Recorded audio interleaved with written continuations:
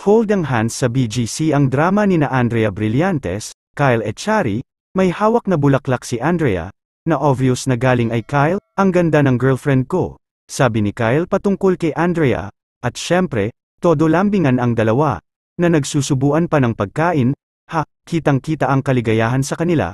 Anyway, sa tsikahan nga nila ay sinabi ni Kyle na ang bet niya sa isang babae ay kind, easygoing, kung saan-saan nga napadpad ang dalawa.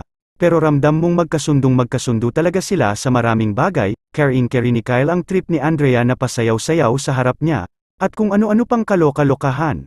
At syempre, sa bandang dulo ng video ay lalong naging masaya si Andrea, kasi naman, sinabi niyang masakit na ang paa niya sa kalalakad nila. At ang ginawa ni Kyle, tinanong niya si Andrea kung bet ba nito na bilhan siya ng sapatos, pero bago markang paywa yun. Ginawa rin ni Kyle na habarin ang kanyang sapatos at ipasuot kay Andrea, at nakamedyas lang siya na naglakad. Habang ka-holding hands pa rin si Andrea, okay lang ba talaga? Sure ka? Oh, that's so sweet of you Kyle, sabi ni Andrea kay Kyle. Well, bongga nga ang mag-jowa for a day challenge with Kyle, na content ni Andrea para sa kanyang YouTube channel, na-achieve talaga niya ang lahat ng gusto niyang makuha, maranasan sa isang boyfriend. Guys, hindi ito scripted, ha? Mabait lang talaga si Kyle bilang lalaki. Sabi ni Andrea, hindi lang naipakita ni Andrea na binilhan siya ng sapatos ni Kyle dahil may endorsement daw ang aktor ng sapatos, kaya may conflict. Pero binilhan talaga niya ako ng shoes. I just don't know how to prove it.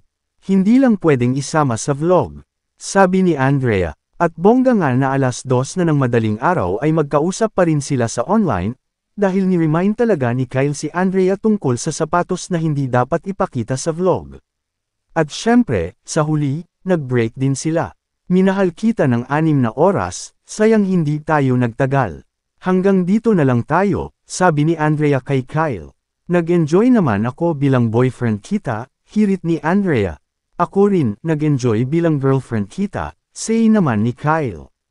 Habang sinusulat ito ay may 270,000 views na ang vlog na markang paywayo ni Andrea, sa loob ng 19 na oras. At bitin pa rin ang mga fan nila, dahil humirit pa sila ng part 2. Ang tagal nga raw nilang hinintay ang mag-jowa challenge,